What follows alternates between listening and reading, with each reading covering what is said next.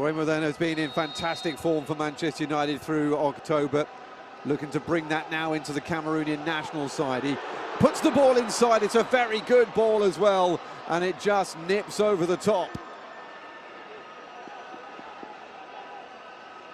Well, it's Eto'o Nyong who's getting back up off the ground. It's a terrific delivery. If that ball had carried on through, then there was a great opportunity for Michael Ngado, who's been struggling of late in the English Premier League. New signing for them as well since coming in from the Italian side, Hellas Verona. Decent ball across to the other side, and it's over the top.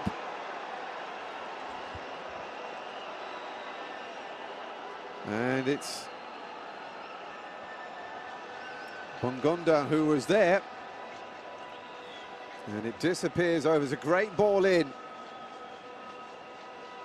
And Bongonda unable to make it goals in back-to-back games.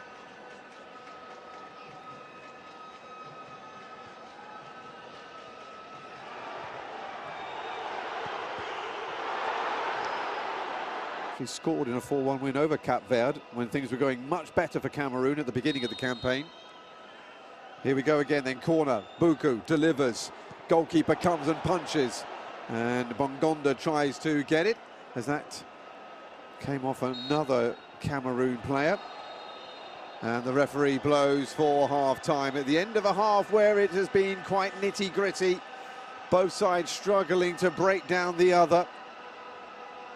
Bryan Mbeumo had the first shot of the game that went straight at the internationally.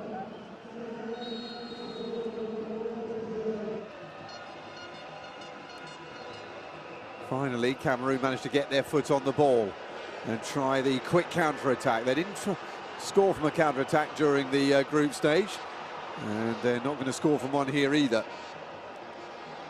Bryan Mbeumo racing into the penalty area, but Carl Eto'o Nyong not quite sure whether he was going for the shot or the cross here.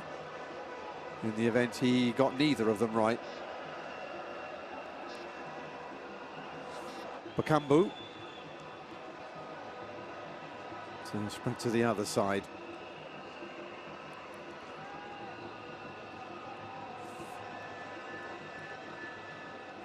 It's nicely done by Hongla. And here is Abubakar.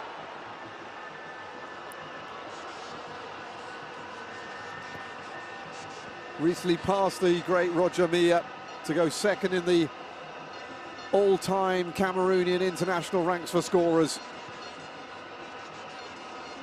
Lift his flag or even hint that he was going to. Cameroon come forward once more. Hongla. Poor ball. However, Mbeumo is going to get there. Just slightly overran it. There was a little bit of indecision between him and his teammate. And down goes Aaron Wan-Bissaka and into the book. There goes Nuhu.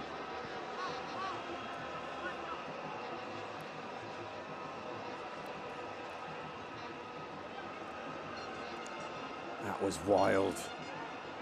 Goodness me, that was wild. Be a good time for him to display his wares.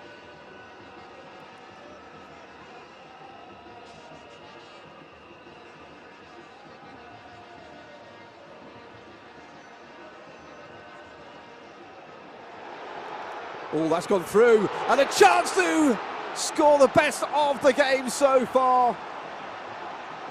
And Onana gets down. Well, if you had one man in this Democratic Republic of Congo team that you would want a chance like this to fall to, it is Cedric Bakambu. But the 34-year-old unable to beat Onana. And he'll get it. Involved on both flanks, and Boubacar leaves the ball behind and is rolling around on the floor. I'm not quite sure why. I think he stood on the ball. Maybe he hurt himself when he came off the other side of it. However, Mbeumo comes through. Mbeumo! Just wide. from the in-form Cameroonian striker.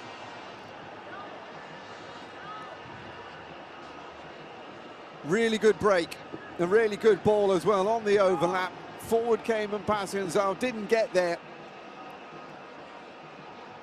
And the man who scored in the 2-0 win over Mauritius on the penultimate day of the qualifying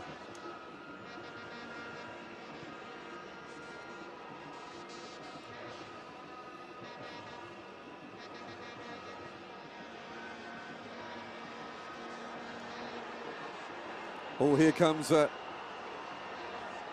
Cameroun, and over the top from the new man on, Bassagog.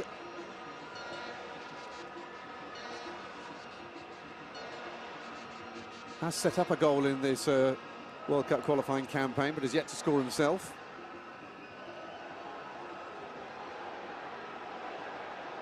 End-to-end suddenly, as we head into the last quarter of an hour. Andre Onana brought into action for the first time in a while from the new man who's just come on, Mayele.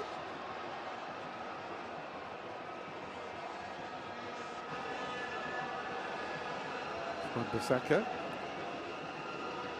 Bassagog feeds it into the path of Abubakar. Abubakar appeals for a penalty. Axel Tuanzebe trying to get things in the middle.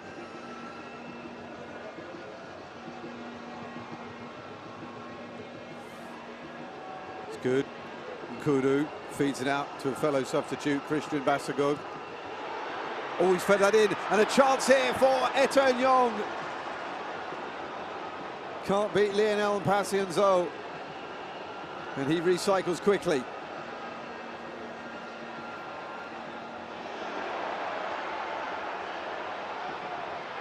Getting more and more desperate, Kudu. Brought down. Taken quickly. Kudu stays down. However, Christian Bassagog continues regardless. Trying to go past Edo Kayembe. Does well.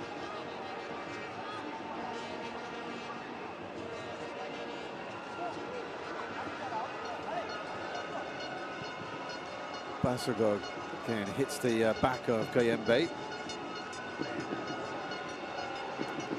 Kudu, dangerous ball in, very dangerous ball in, and it's that man again, Carl Eto'o Nyong, who is left disappointed. He was having to fight his way. Now up against him.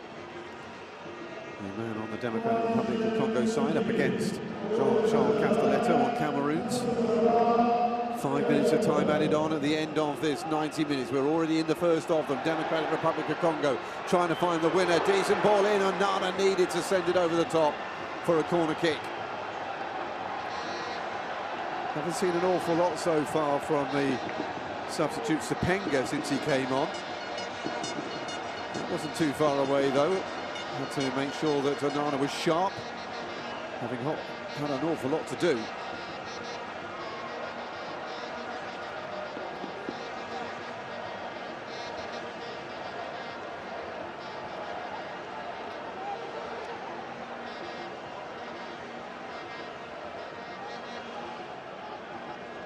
Corner kick will be taken by Sepenga.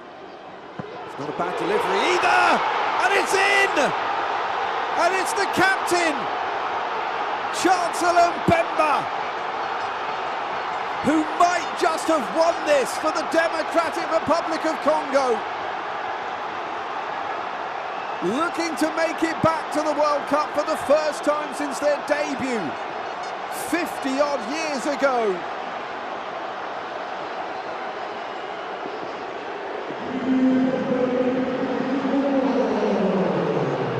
Game, a few chances, perhaps it was inevitable that an unusual score would come to the fore. The centre-back, the captain, at the back post. It's a poacher's finish from a central defender.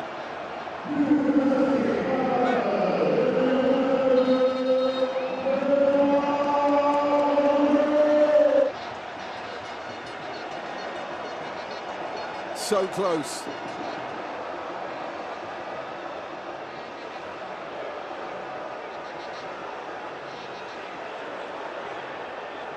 Sebastian Desailly can do no more. It bumps back in again, and it's into the arms of Lionel Mpacienzo. Michael Ngado with a rather tame header. In by Bassagog, onto the head of the centre-back, but he could not send it either side of the... Forward by Bassagog. Anywhere will do now. And Mboemo's trying to get on the end of this. Chancellor Mbemba, the goal scorer, just whacks it anywhere. Up to 7 minutes of time added on now. And still... And that's it! And in an era where Africa could send 10 teams to the World Cup, it is incredible to think that Cameroon will not be one of them. The Democratic Republic of Congo, who have not made it to a World Cup since 1974, are a step nearer thanks to their captain, Chancellor Mbemba. Right at the end of the game, as it finishes Cameroon 0, Democratic Republic of Congo 1. It'll be Nigeria in the final on Sunday.